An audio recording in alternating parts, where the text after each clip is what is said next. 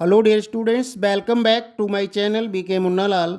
आज मैं आपको ट्रांसफॉर्मेशन के अंतर्गत transformation by interchange of active and passive voice discuss करने जा रहा हूं।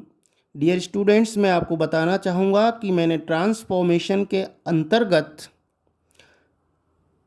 ट्रांसफॉर्मेशन क्या होता है, interchange of degree of comparison, removing too, interchange of assertive and negative sentences, and interchange of exclamatory and assertive sentences का वीडियो अपलोड कर दिए हैं, जिनकी लिंक मैं डिस्क्रिप्शन बॉक्स में दे दूंगा। वहां जाकर आप उनको तैयार कर सकते हैं।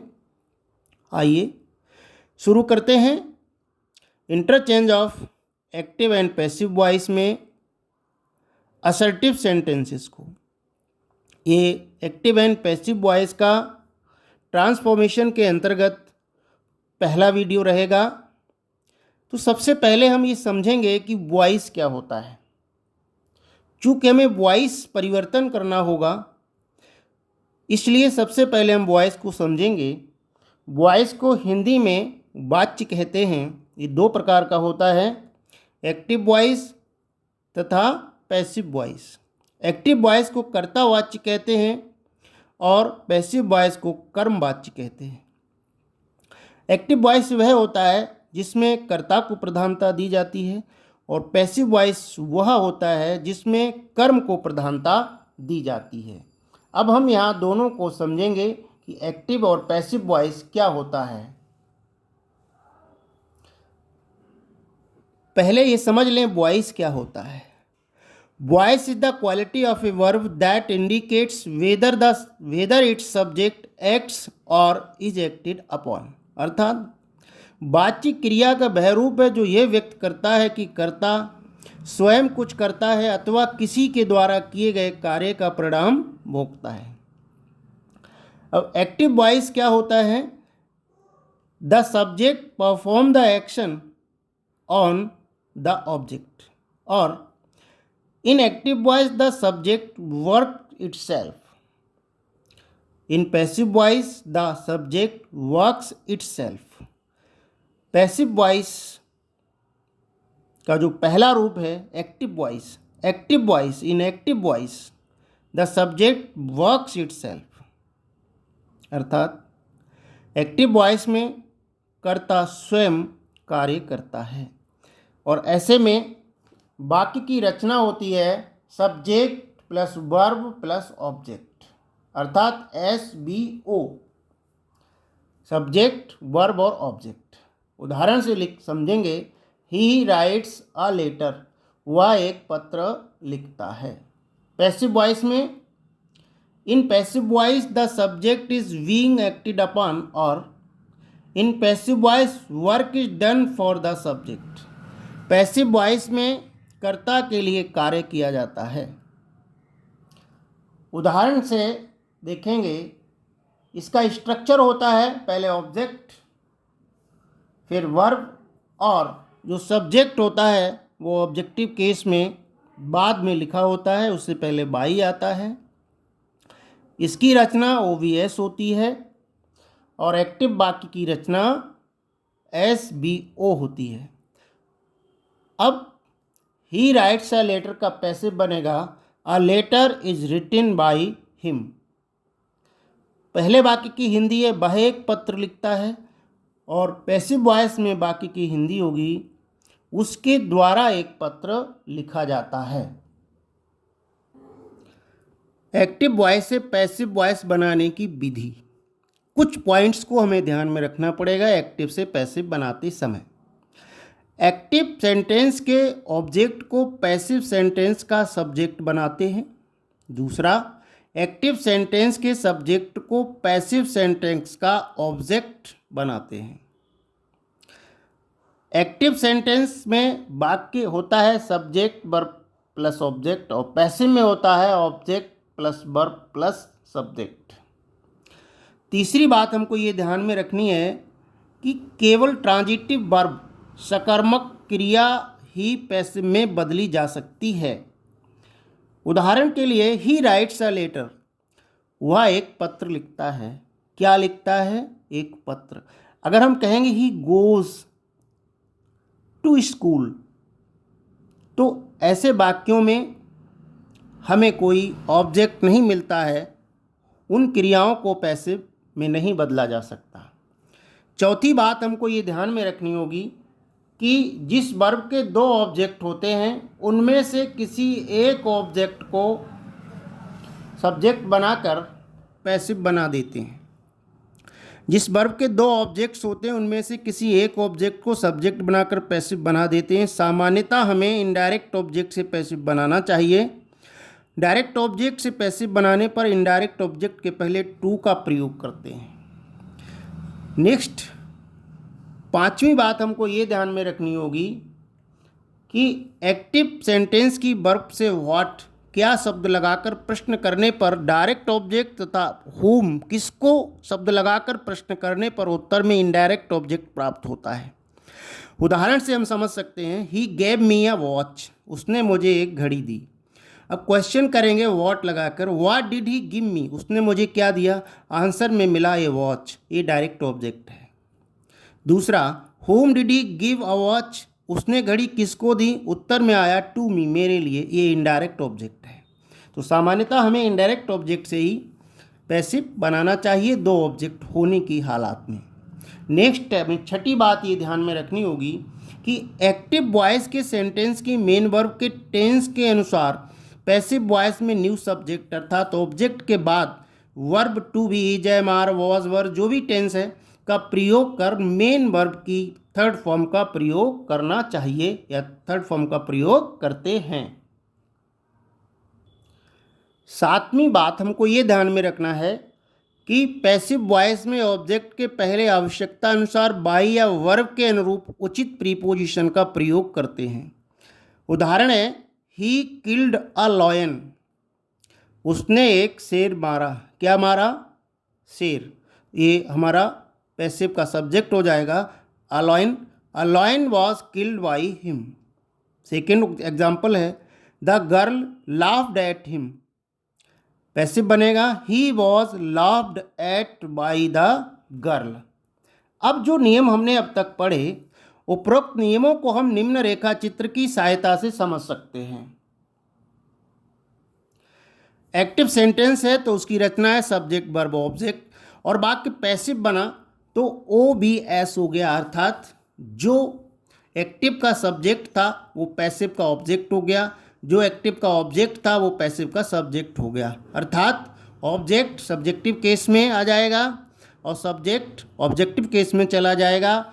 वर्ब अपने स्थान पर रहेगी, परंतु टेंस के अनुसार हेल्पिंग वर्ब के साथ उसकी थर्ड फॉर्म का प्रयोग करते हैं और ऑब्जेक्टिव केस में आए हुए सब्जेक्ट से पहले बाई का प्रयोग करते हैं। उदाहरण देख लेते हैं। एक्टिव है, they painted the house, they painted the house, क्या पेंट किया? The house. पैसिव बनेगा the house was painted by them. आठवीं जो बात है वो हमें ये ध्यान में रखनी है कि एक्टिव सेंटेंस में सब्जेक्ट के रूप में आए हुए पर्सनल प्रोनाउंस को ऑब्जेक्टिव केस में निम्न प्रकार बदलते हैं।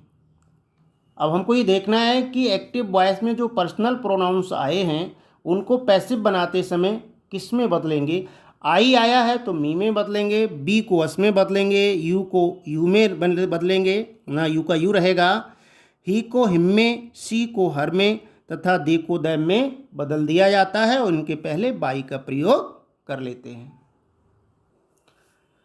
अब हम पॉइंट 9 में देखेंगे कि एक्टिव एंड पैसिव वॉइस के कुछ रूल्स भी टेंसेस के साथ हैं।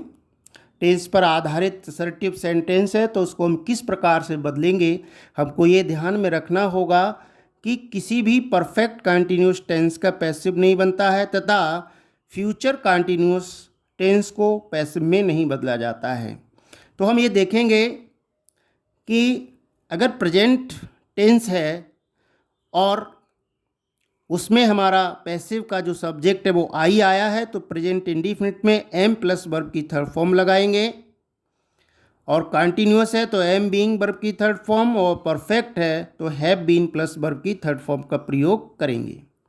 प्रेजेंट में अगर सब्जेक्ट, जो नया सब्जेक्ट है पैसिव का, वो सिंगुलर है तो इज प्लस वर्ब की थर्ड फॉर्म प्रेजेंट इंडेफिनिट में, प्रेजेंट कंटिन्यूअस में इज बीइंग प्लस वर्ब की थर्ड फॉर्म और प्रेजेंट परफेक्ट में हैज़ बीन प्लस वर्ब की थर्ड फॉर्म का प्रयोग करते हैं।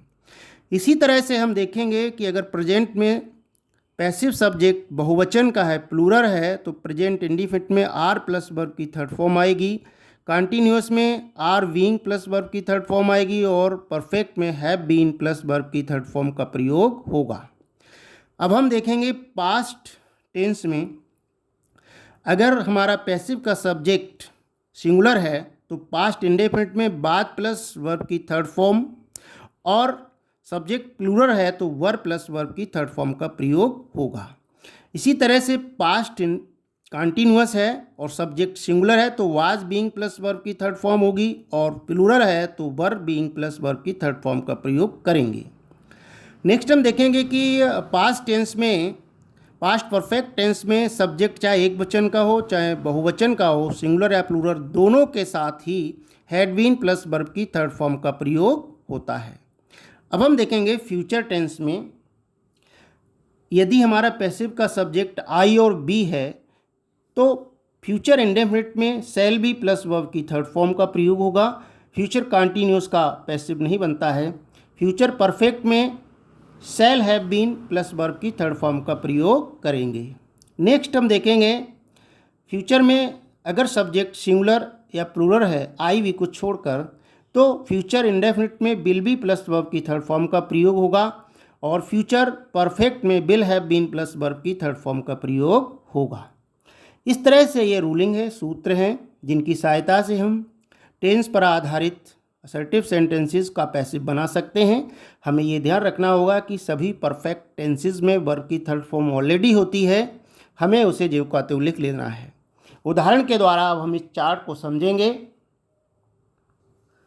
टेंस के 8 पार्ट्स पर आधारित इन वाक्यों को, इन उदाहरणों को हम समझेंगे। Present indefinite, he writes a letter, passive बनेगा letter is written by him. Present continuous, he is writing a letter, passive बनेगा letter is being written by him.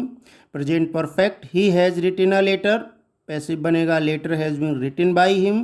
Past indefinite, he wrote a letter, passive बनेगा letter was written by him. Past continuous, he was writing a letter was being written by him. Past perfect, he had written a letter, passive बनेगा letter had been written by him. सातवां वाक्य future का, future indefinite का, he will write a letter, passive बनेगा letter will be written by him.